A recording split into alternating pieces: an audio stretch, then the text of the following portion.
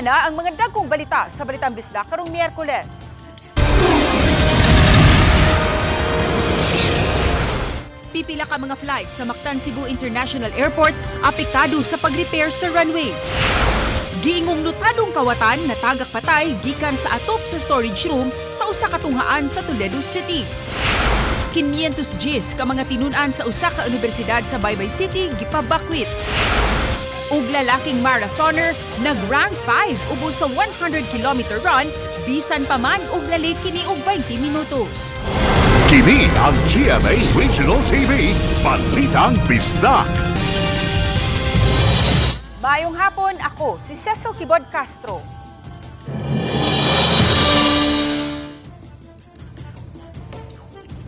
Ubay-ubay nga mga international ug domestic flight sa Mactan Cebu International Airport ang apektado human temporaryong gisiradan ang primary runway. May unsay hinungdan sa mong hitabo. Ses ang sunod-sunod nga mga pag-uwan nga nasinati sa Subo ning nakalabay mga adlaw ang nakitang hinungdan sa Mactan Cebu International Airport Authority kon MCIAA nga nakasamot sa pagkaguba sa asfalto sa primary runway. Backgrounder lang ses, ang primary runway sa Mactan Cebu International Airport due for rehabilitation na. Gani suka July 16, gisugda na ang rehab works niini. Gikonpermar ni Mactan Cebu International Airport General Manager Julius Neri Jr. nga alas 4 kagahapon nakadawat sila og mga reports gikan sa pipila ka mga piloto mahitungod sa nabantayan nilang naukal nga bahin sa asfalto sa primary runway. Dihang gisusi kini sa mga personnel sa airport, nasuta nilang gamay lang nga bahin niini ang naukal. Busa nakahukom silang abisuhan ang ubang mga piloto nga likayan lang ang maong bahin sa runway. But then we found out that with the rains, more would just peel by itself. So it needed to be repaired. So we decided to close the main runway and open the second runway early. Apan kay dili ingon ni ana kadali ang pag-switch gikan sa primary runway ngadto sa secondary runway, hinungdan nga milanat og dulan sa 2 ka oras. Una nabalik sa normal ang mga flight sa Mactan Cebu International Airport. Alas 4:35 kagahapon sa hapon, temporaryong gipasiradan ang primary runway aron mapahigayon ang emergency safety checks sa mga personnel sa engineering department. Ug pagka alas 6:20 na kagabi na operational ang secondary runway. Subay niini, usa ang nakanselar samtang tulo ang na-delay sa mga international flights. Samtang sa mga domestic flights, 25 niini ang delayed, 11 ang na-divert ug 4 ang na-cancel. There are a lot of procedures to follow to ensure safety above all else. So we are finding ways to hasten the process without having any safety issues. Apan pagka alas 11:30 kaganihang buntag, subli na usab nga gigamit ang primary runway. Pipila sa mga pasahero nga among nahinabi ganihang buntag, mitataw nga wa man madelay ang ilang mga flights karong adlaw. Okay lang, on time. 45 minutes from Davao to Cebu.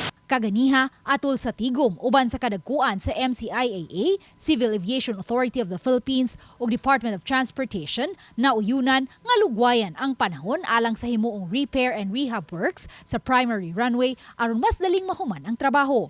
Kun kaniadto, ablihan lang ang secondary runway gikan sa alas 3:30 sa kadlawon hangtod sa alas 11:30 sa buntag o 8 oras lang. Karon, ang secondary runway na ang gamiton gikan sa alas 3:30 sa kadlawon hangtod sa alas 5:30 sa hapon o sulod sa 14 ka oras. This will give us a longer window every day to do the repairs on the main runway, and it would shorten the project time. Busa inay usa ka tuig ang target date of completion sa rehab works, posibleng mahuman na kini sulod sa 8 ka buwan. Ses ning mga orasa nagpadayon ang stakeholders meeting aron ug mga adlaw masugdan gilayon ang bag-ong protocol nga subayon aron mas mapamove-an na ang oras sa pag-switch gikan sa primary runway ngadto na sa secondary runway. Kini aron malikayan nga ma-affected na usab ang mga flights. Ses? Dagang salamat, Luan Mayron Dina. Wala na'y kinabuhi kining usa ka lalaki dihang nakitaan sud sa Das National High School sa Sitio Landing, Barangay Das sa Lutopan sa Dakbayan sa Toledo pasado alas 8 kagahapon sa buntag. Giila ang lalaki nga si alias Arnel hingkod ang panuigon. Walay trabaho ug mulupyo ra usab sa dapit. Mga magtutudlo sa Das National High School ang unang nakakita sa patayng lawas nga maoy mipahibaw sa Toledo City Police Station. Base sa investigasyon sa kapulisan, nakitaan ang patayng lawas sa maong lalaki sulod sa storage room sa maong tunghaan. Ilang nabantayan nga nagkadugo ang dugan sa lalaki. Nagduda ang mga magtutudlo nga misuway unta kini pagsaka sa lawak agi sa atop apan tungod kay gabok ang dim nga gitungtungan niini nahugno kini nga mao'y hinungdan sa pagkahug sa maong lalaki. Nakita pa ang sinina niini nga nasangit sa usa sa mga kahoy sa kisame. Posibleng napantok ang ulo niini ug mao'y hinungdan sa kamatayon. Gihulagway ang namatay nga nutadong kawatan ug adunay record na sa pagpangawat sa dapit. Padayon pa ang investigasyon sa kapulisan bisan kun wala sila'y nakitang foul play. Gitinguha sa taga Cebu City Disaster Risk Reduction and Management Council nga malimpyuhan ang upat ka mga major river nga nahimutang sa dakbayan sa Subo. Kini aron maminusan ang kahigayunan sa pagbaha kung mahitabo mang mubuhos ang kusog nga uwan. Ani ang report. Mukapin sa 480 million pesos ang kinatibuk ang Quick Response Fund nga magamit alang sa disaster response. Matod ni Konsehal Dave Tumulak, chairman sa Cebu City Disaster Risk Reduction and Management Council, nga ang gahin mo'y kuhaan sa pagpahigayon sa desilting operation sa mga dagkong sapa sa dakbayan sa Sugbo. Duha niini mo ang Guadalupe River din magsugod sa barangay sa Pangdako, dayon sa Guadalupe, Capital Site, Sambag 1, Sambag 2, Calamba, dayon sa San Nicolas, Kalubihan, Pasil ug Barangay Ermita nga ipagawas na sa Mactan Channel. Samtang ang Lahog River mudagay day sa Lahog hangtod na sa Mabulo dayon sa kadagatan. Apan giangkon ni Tumulak nga usa sa nakatampo sa pagbaha maong kausaban karon sa mga dapit sa dakbayan. Kay kaniadto manggod kining mga lugar karon nga wa pa ni sila mabahay kaniadto karon nabahaan na manggod gumika na sa pagdaghan sa mga panimay ug nangausab na sad ang ilahang agianan sa tubig. Samtang gipasabot usab ni Tumulak nga mamahimo magamit usab ang disaster fund pinagi sa pagtampo sa tipik sa gahin niini sa mga proyekto aron masulbad ang pagbaha ug pagdahili sa yuta. Dili kay gikinahanglan masagid nga ato sang apilansad sa pag appropriate og budget sa ubang pang mga palitunon sa Cebu City Disaster labi na sa gisulti sa ato ang mayor ang pagpalit og mga kahimanan. Kauban si Clofer Lumayag, Mark Abella. Balitang Bistak. Naguba kining duha ka mga tindahan human madasmagi og truck di karga sa barangay Mataang, Toledo City alauna kaganihang kadlawon. Sa inisyal nga pakisusi sa traffic police sa Toledo City, giingong wa mopaag ang brake sa maong truck. Tinguha unta sa truck sa driver sa maong truck nga likayan ang mga balay ug tindahan daptin sa dalan. Apan naapiki ang truck driver tungod usab sa kadangog sa dalan nga bag-o lang gauwan sa dapit dihang nahitabo ang aksidente. Maayo na lang nga wala ray mga tao sa sulod sa duha ka mga tindahan nga maayong pagkaguba. Padayong nagpaabot ang kapulisan sa tag-iya sa mga tindahan ug sa kompanya sa truck alang sa himuong panagsabot.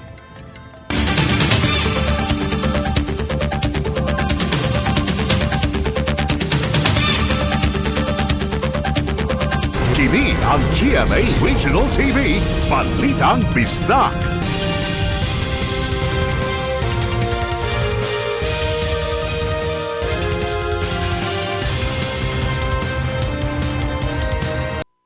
Kini ang GMA Regional TV, Balitang Bisdak.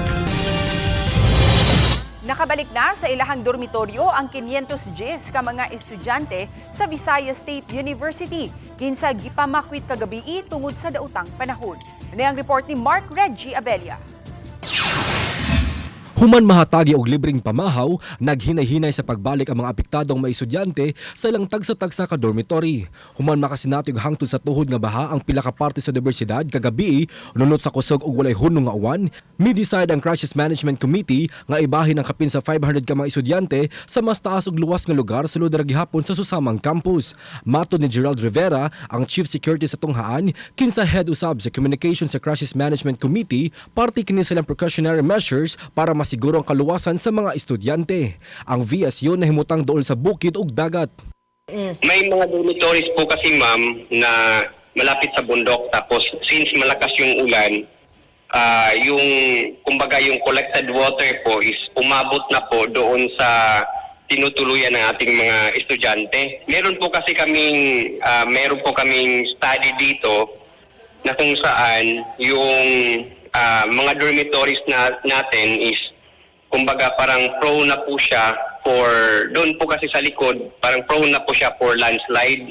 Dugang sa Chief Security nga dugay na nila kinanggibuhat ug ang evacuation kagabi ikatulong higayon na kini nga gihimo karon nga school year. Tungod kay maayo na ang dagan sa panahon kaganihang buntag, gipabalik na ang mga estudyante sa ilang dormitories. Ug aron matagaan og kahigayunan ng mga estudyante nga manglimpyo, walay gipahigayong face-to-face classes karong adlaw. Lakip sa gisuspenso ang trabaho sa universidad. Samtang gawa sa Baybay City, nakasinati usab og pagbaha ang ubang lugar sa Leyte, lakip man niini ang Villaba. Matod sa video uploader, nasinati ang baha human mibunok ang uwan sunod sa 2 ka oras. Dali raw usab ning hubas ang baha ug karong adlaw nakasinati na ang ilang lugar og maayong panahon. Nakasinati usab og daotang panahon ang daghang lugar sa Bohol kagahapon. Sa Tagbilaran City, naglisod sa pagpangita og masakyang tricycle ang mga biyahero, zero visibility usab ang highway sa lungsod sa Kandihay. Matod sa Pag-asa, ang uwan epekto sa LPA ug sa hanging habagat. Kauban si Clans Gabutin, Mark Regia Abella. Balitang Bisdak. Himuon ng matag-adlaw sa Aksyon Agad Team ang pagpanglimpyo sa mga kanal sa mga flood-prone area sa Talisay City. Ang detalye sa report ni Fem Dumabo. Mula pa sa tuhod ang baha nga nasinati sa pipila ka mga lugar sa Barangay Bulacau, sa Lagtang ug Barangay Tabunok sa Dakbayan sa Talisay. Atol sa pagbunok sa kusog nga ulan nga milanat og pipila ka oras, sama na lang sa nasinati nitong Hulyo 16 o Agosto 18 ning tuiga. Gawa sa pag-follow up sa proyekto sa DPWH, pagsulbad sa problema sa baha. Usa sa nakita si LGU nga gikinahanglan pag-ayo ang pagpanglimpyo sa mga drainage o mga kanal. Naguna kini nga mando ni Talisay City Mayor Samsam Gulyas sa giumol niya nga task force baha nga gilangkuban sa tanang mga department head sa City Hall. Ug usa sa nangulo niini si Konsehal Danny Caballero, ang chairman sa Committee on Disaster Resilience sa City Council. Ug usa sa mando niini nga kada adlaw ang himong pagpanglimpyo sa mga kanal diha sa flood-prone areas.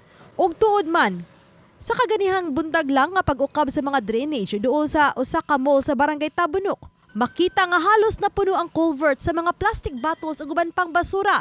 Apil pa ang mga lapok. Ug nakita nga usa kini sa hinungdan sa nasinating grabing pagbaha. For the meantime nga nga wala pa gid nato ma-implement ang sakto nga drainage system sa diya sa Bulacau nga area na maningkamot nga ato yung malimpyuhan gid ang kanibitang atong drainage system na ito kay daghan kay naka-clog up yun yung mga basura. Ato nagyurong ato mga tao kada adlaw nagyuta naglimpyo sa mga kanal sa Bulacau ma'am Tapunog o Lagtang. Ini yung ipangbahaan ma'am atong pang siguro limpyo kada adlaw nagyuta naglimpyo. Dugang ni Tugunon nga gitunga niya nga to sa tulo ka team ang ilang personnel. Kaya ang duha ka team ang motubag usab sa mga hangyo nga pagpanglimpyo sa kanal sa uban pang mga barangay. Samtang karon ay usab nga gimonitor ni Caballero ang mga pribadong kumpanya sama na lang diha sa may Cebu South Coastal Road sa ilang pagpanglimpyo sa kanal kay mao'y nakitang hinungdan usab sa pagbaha sa maong dapit. Uban ni Godfrey Relien, Fem Dumabok. Balitang Bisdak. Giba na ba nang muabot sa 5,000 ka mga kawani sa Cebu City Hall ang wala pa makadawat sa ilang suhulan sulod na sa usa ka buwan. Wala na magpa-interview ang mga kawani sa City Hall apan ilang gipasabot nga ang kawalay authority sa duha ka mga assistant city treasurer gikan sa Bureau of Local Government Finance kun BLGF. Mo'y hinungdan nga wala mahikay ang ilang suhulan. Wala pa say city treasurer karon ang Cebu City Hall. Gisuwayan pagkuha ang habig sa regional nga buhatan sa BLGF apan walay opisyal nga makahatag og pamahayag.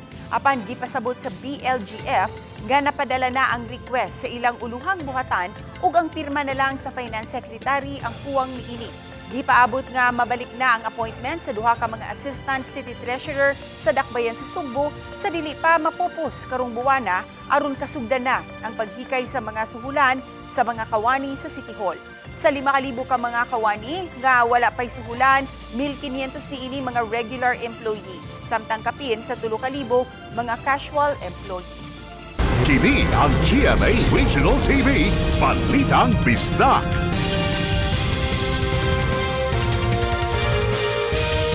Kini ang GMA Regional TV, Balitang Bisdak.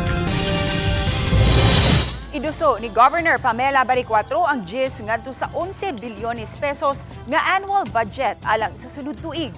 Mas dakong gahin ini itagana alang sa health services alang sa lalawigan sa Subo. Ani ang report ni Fem Dumabo.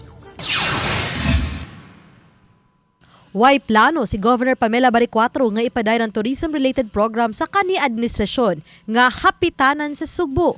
Giulagway ni Baricuatro nga mas mangiduga ang 6 milyones pesos nga gahin alang sa mga programa sa lalawigan ngadto sa health services.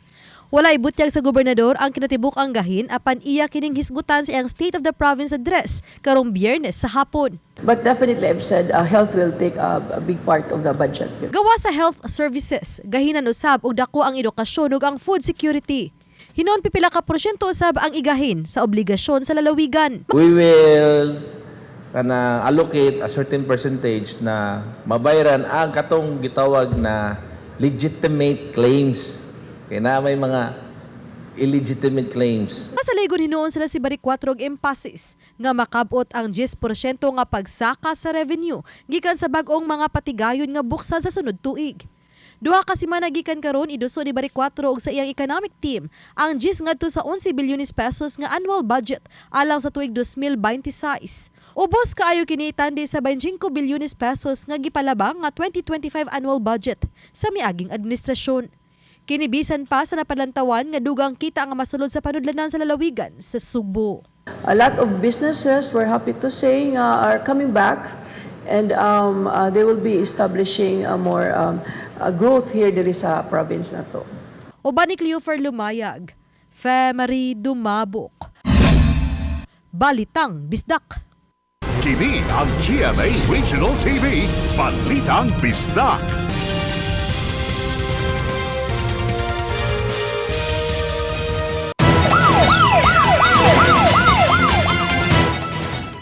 Patay ang usa ka kontraktor, human po sila sa riding in tandem suspect sa Negros Oriental. Samtang 18 anyos nga babaeng delivery rider, patay, human milahu sa pangpang sa Pamplona. Niya ang report.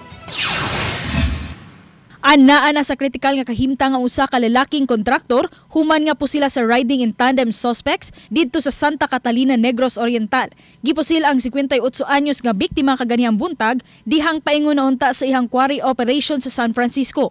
Matod sa kapulisan nga ang biktima nakaagom og upat ka sa madpinusilan sa iyang abaga, duha sa likod ug sa iyang paa. Nakuha sa crime scene ang upat ka mga kabhang sa kalibre 45 nga bala sa pistola.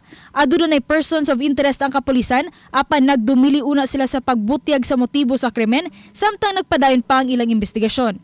Pero among gisugay sir, wala pa siya initially pa. Wala pa si kuan contractor siya diri sa Santa Catalina sir, basin sa uban nga lugar sir. O wala pa magkuman ko among investigation sir, ongoing pa sir. Samtang patay ang 18 anyos nga delivery rider, samtang kritikal ang iyang angkas. Human mahulog sa pangpang sa barangay Balayong, Pamplona, Negros Oriental kagahapon sa buntag. Sa investigasyon sa kapulisan, nawad-an matod pa sa kontrol sa motor ang babaeng rider. Tungod sa kalugsungon sa karsada, milahos ang motorsiklo hangtod nga nahulog sa pangpang nga adunay gilabmon nga 100 meters. Padulong unta nga magatod og mga cellphone o electronic sa iyang mga kliyente. Padayon pang investigasyon sa kapulisan, kalabot sa mong insidente. Pagkaso nga ila sir, mag-novisyon nila pang-ilang ila ito. Oba ni Clans Gabutin og ni Rod Prado, ako si Orchid Silapinkaw, Balitang Bisdak. Sa atong mga kapuso runners, nakasuway na baka mo nga na late sa marathon apan nakasud gihapon sa top 10. Mao kini ang experience ni Rolando Saura, 42 anyos, lumad nga taga Liloan, Cebu, kinsa 5th placer sa iyang pagsalmot sa CN Marathon ubos sa 100 kilometer category gikan sa Cebu City paingon sa Bugos City. Matud ni Saura, ngawa siya magdahom nga makakuha sa 5th place. Sanglit na langing siya sa iyang pagkaon sa usa ka fast food chain sa pag-istorya sa mga higala ug uban pa. Gani, nipadayon siya bisan og 20 minutos na siya nga late. Sukad sa gun start nga nagsugod alas 4 sa hapon. Gipasabot ni Saura nga nakafocus nang gayud siya sa iyang pacing ug makaabot gayud sa finish line. Sukad niadtong Enero, nagsugod siya og jogging aron pagamay sa iyang timbang. Hangtod nga nagka-interes siya sa pagsalmot ug mga marathon. Ug ubay-ubay na usab ka mga ganti ang iyang nakabot. Mao okay kayo ang sugilanon ni Saura. Og sa mga dagko ug lawas aron makalikay ta sa delikado kay ron ang panahon, labi na natay mga inadlaw-adlaw nga gibuhat, kinahanglan kita mag-exercise kanang mga kanang high blood, mga arthritis, gamit kayo ni ato ang jogging. Subay sa nakontrobersyal nga Kuratsa Dance sa Samar alang sa kaayuhan ang maong kalihukan. Kini ang tumong sa gipahigayong kalihukan sa usa ka fiesta sa Catbalogan City, Samar. Diin nag-viral ang video sa sayaw sa tradisyonal nga sayaw sa Kuratsa. Matod sa Hermano Mayor 2025 sa Feast of the St. Bartholomew nga si Ruben Panaligan, nakatigom sila og musumada sa 539,000 pesos. Sukwahay isa pasangil nga gikan sa kaban sa gobyerno ang gigamit nga kwarta, gitataw niya nga gikan sa mga pribadong individual ang misalmot sa fiesta ang mga gipangsabwag nga kwarta. Gidugang usab niya nga ang natigom nga proceeds ilang gidonar sa upat ka mga katolikong simbahan sa Catbalogan City. Nangayo usab siya og pasaylo kang Samar Governor Shari Antan gumikan sa nang gawas nga issue sa social media. Samtang kabahin sa issue sa pagtamak-tamak sa kwarta, iyang gipasabot nga kabahin na gayud kini sa ilang cultural tradition sa pagsayaw ug kuratsa. Ang mensahe niya sa mga netizens, huwag naman natin ang pangyayari. Huwag natin bigyan ng kaibigan. Kung halimbawa mang politically motivated, kung halimbawa lang naman, akin. Kung halimbawa yun ang dahilan, huwag naman. Dahil yan ipiesta ng mga magka-friend. Huwag natin bigyan ng masamang kahulugan yan.